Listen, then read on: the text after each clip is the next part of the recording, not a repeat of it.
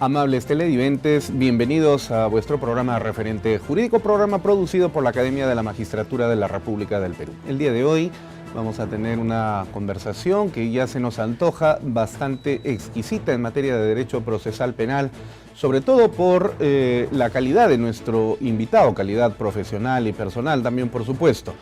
En esta oportunidad vamos a contar con la grata presencia de uno de los forjadores del derecho procesal penal en el Perú, maestro de muchas generaciones y por supuesto también uno de los juristas que con su trayectoria académica y profesional ha permitido que esta disciplina integrante de la Enciclopedia de las Ciencias Penales, particularmente el derecho procesal penal en el Perú, se haya engrandecido. Me estoy refiriendo a la figura del doctor Arsenio Oreguardia, a quien damos la más cordial bienvenida a Referente Jurídico. Muy agradecido por la invitación y por sus muy generosas palabras de presentación. En todo caso, me siento en la obligación de aclarar que yo no soy uno de los forjadores del derecho procesal penal peruano. Primero, creo que en el Perú existe un déficit de producción creativa académica en materia de derecho procesal penal. Y los referentes más importantes serían, en todo caso, el maestro Florencio Mixamás, el profesor César San Martín, vocal de la Corte Suprema. Te prometo que no vas a encontrar otro curso gratuito tan completo como este. Se trata de un curso gratuito donde aprenderás cómo funciona el sistema cripto y por qué está revolucionando el dinero tal y como lo conocemos. Qué tipo de criptomonedas existen, para qué sirven y cuáles se adaptan mejor a tus objetivos. El paso a paso para comprarlas de forma segura y sencilla. Y cómo blindar tus ahorros de la inflación gracias a ellas. Son 4 días de formación en directo en una sala virtual junto a otras miles de personas que quieren entender cómo moverse en este mundo sin sentirse perdidos. Te prometo que no vas a encontrar otro curso gratuito sobre criptomonedas tan completo como este. Así que, si no quieres ser el último en enterarte en cómo está cambiando las reglas del dinero, pulsa aquí abajo y dime a qué correo enviarte los accesos. Pulsa ahora.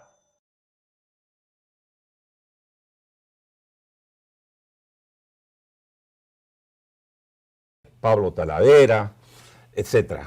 Pero creo que su generosidad me obliga a hacer esta aclaración. Bueno, la humildad del doctor Arsenio Oreguardia resalta evidentemente y por supuesto también nos permite recordar a nuestro querido profesor que seguramente desde el cielo nos está mirando cómo en el Perú estamos desarrollando sus enseñanzas, don Florencio Mixamás. Para poder iniciar esta conversación, permítaseme leer una brevísima síntesis del amplio e importante currículum vitae de nuestro invitado. El doctor Arsenio Oreguardia, abogado graduado por la Universidad Nacional Mayor de San Marcos, que también tiene el grado de magíster en Ciencias Penales, otorgado por la misma Casa Superior de Estudios, que ha estado además de aniversario la semana que ha pasado. Profesor de Derecho Procesal Penal en la Maestría de Derecho Penal de la Pontificia Universidad Católica del Perú, en la Universidad Inca Garcilaso de la Vega y también en la Universidad San Ignacio de Loyola. Ha sido miembro de la Comisión Revisora del Código Procesal Penal en 1990 y ha ocupado el cargo de vicepresidente de la Academia de la Magistratura en 1994. Su primer consejo directivo lo tuvo como vicepresidente, de modo tal entonces que evidentemente estamos con un miembro de la casa. Integrante de la comisión encargada de elaborar las bases para la reforma procesal penal el año 2003, miembro de la comisión encargada de elaborar el Código Procesal Constitucional entre los años 2003 y 2004, ha sido miembro de la Comisión Especial Revisora del Código Penal en los años 2008 a 2010, así como también miembro de la Comisión de Estudio y Análisis del Código Procesal Constitucional entre 2009 y 2010, autor de diversas monografías y artículos sobre derecho procesal penal que han trascendido las fronteras, entre las cuales podemos destacar, por ejemplo, los textos titulados Derecho Procesal Penal Peruano, Análisis y Comentarios al Código Procesal Penal, tomos 1, 2 y 3, editados por Gaceta Jurídica en 2016, el Habeas Corpus, un enfoque casuístico, editado por la misma editorial, Principios del Proceso Penal en 2011, el Habeas Corpus, Temas y Propuestas de Modificación en el Código Procesal Constitucional,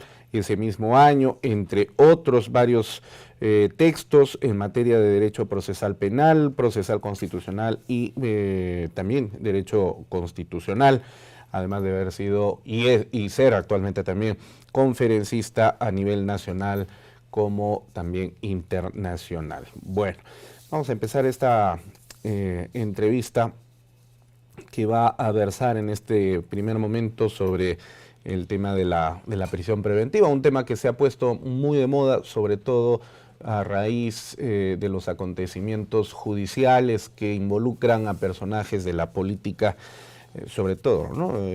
Reciente. Doctor Arsenio, ¿cuál viene a ser el concepto general de prevención, o perdón, de prisión preventiva? Algunos periodistas a veces por quizás el desconocimiento que tengan en materia del uso de las categorías jurídicas, señalan y dicen, por ejemplo, el juez Concepción Carhuancho sentenció a 9 meses de prisión preventiva al expresidente Ollanta Humala y a su esposa Nadine Heredia. Sentenció, ¿no? Entonces, una cosa es la sentencia y otra cosa es la medida cautelar de la prisión preventiva. Pero con esa característica de maestro que lo define usted, ¿cómo podemos entender nuestro público que no solamente está integrado por abogados, magistrados, estudiantes de derecho, sino también por personas que gustan de conocer estos temas, que necesitan comprender de manera sencilla los conceptos jurídicos que se manejan en el argot jurídico y judicial también? ¿Qué es la prisión preventiva? La prisión preventiva es una medida de coerción personal que priva de la libertad de locomoción a una persona investigada. ¿Con qué finalidad? Con la finalidad de conjurar un peligro de que el proceso no culmine con una sentencia por una conducta del imputado que se considera peligrosa, concretamente porque rehúye a la justicia o perturba la actividad probatoria.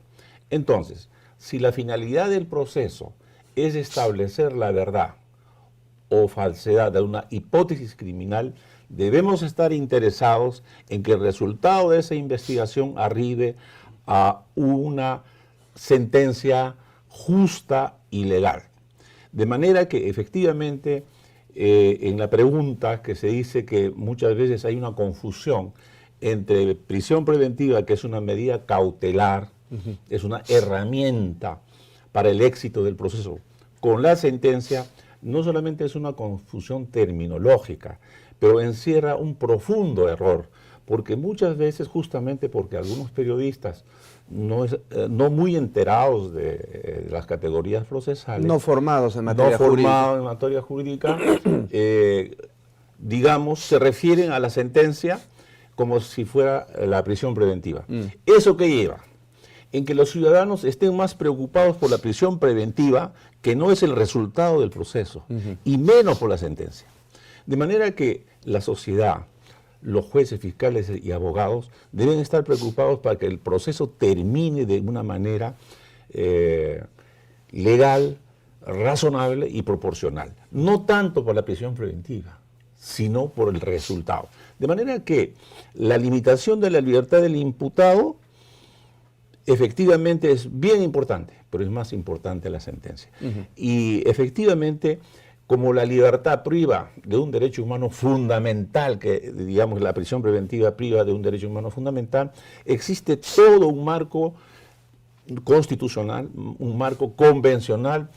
Todas las sociedades democráticas del mundo establecen reglas que no se discuten actualmente. La presunción de inocencia, la excepcionalidad de la detención, la legalidad de la coerción. Todo eso forma una arquitectura en la cual efectivamente se sustenta todo el marco procesal sobre el cual descansa la posibilidad de establecer una prisión preventiva. De manera que no solamente, digamos, ese marco normativo internacional, sino también las Cortes Interamericanas de Derechos Humanos y la Comisión Interamericana de Derechos Humanos en sucesivas investigaciones que han hecho, han emitido informes en los cuales establece su preocupación de que en los países que están afiliados a la Corte Interamericana de Derechos Humanos existe un abuso de la prisión preventiva, justamente porque nos alejamos de los marcos normativos, constitucionales, convencionales. Parecería que se está convirtiendo en el fin y no en el medio. Efectivamente. Entonces, a manera, digamos, de una pequeña conclusión sobre este punto, debemos concentrar nuestros esfuerzos en que el proceso se realice de manera adecuada, con observancia del debido proceso, haciendo un equilibrio entre eficiencia y garantía. Y no estar tan preocupados de la prisión preventiva, porque muchas veces el excesivo número de prisiones preventivas no concuerdan con el número de condenas o absoluciones. ¿Usted tiene una relación de proporción más o menos entre uno y otro dato? Es decir, de cada 10 procesados llevados a prisión preventiva, ¿cuántos de esos 10 terminan con sentencia condenatoria efectiva? Los análisis que han hecho, digamos, tanto en la Corte y también en el Perú, y los profesores como el profesor Miranda Estampes, nos indican más bien que, por ejemplo, en América Latina existen más personas internadas sin sentencia, ¿no? En el caso del Perú 57% hace 3-4 años, otros llegan al 70%, etc. Entonces, la proporción entre personas privadas de su libertad que no están sentenciadas con relación a los que están sentenciados es muy grande. Y efectivamente, por eso la Comisión Interamericana de Derechos Humanos reiteradamente nos ha hecho notar que ese es un aspecto que se tiene que corregir. Muy bien. Ahora, ¿para qué se dicta la prisión preventiva? ¿Cuál es la finalidad, normativamente hablando? Existe una secuencia que es bien sencilla, bien lógica. El proceso penal debe observar un debido proceso y llegar a una sentencia legal y justa. Ese es el propósito. Primero. Segundo, las personas que están sujetas a una investigación deben concurrir al proceso en estado de libertad, porque los ampara la presunción de inocencia, porque el principio de excepcionalidad de la detención, en virtud del cual un ciudadano a quien se presume inocente no va a estar preso justamente al iniciarse el proceso. Puede estar privado de su libertad cuando su conducta amerita que se haga un juicio de peligro. Si un imputado concurre, no perturba la actividad probatoria, no tiene por qué estar en prisión preventiva. Pero si rehuye a la justicia, perturba la actividad probatoria, distorsiona las pruebas y todos estos elementos, permiten al fiscal solicitar y al juez decidir que en ese supuesto se han dado los presupuestos, en ese momento es que se puede disponer de prisión preventiva. De manera que la finalidad de la prisión preventiva es conjurar, evitar el peligro que se presenta cuando un imputado perturba la actividad probatoria o rehuye a la justicia. Esa es la finalidad. Dos elementos entonces fundamentales. Evitar la fuga o evitar la perturbación de la actividad probatoria. Así es.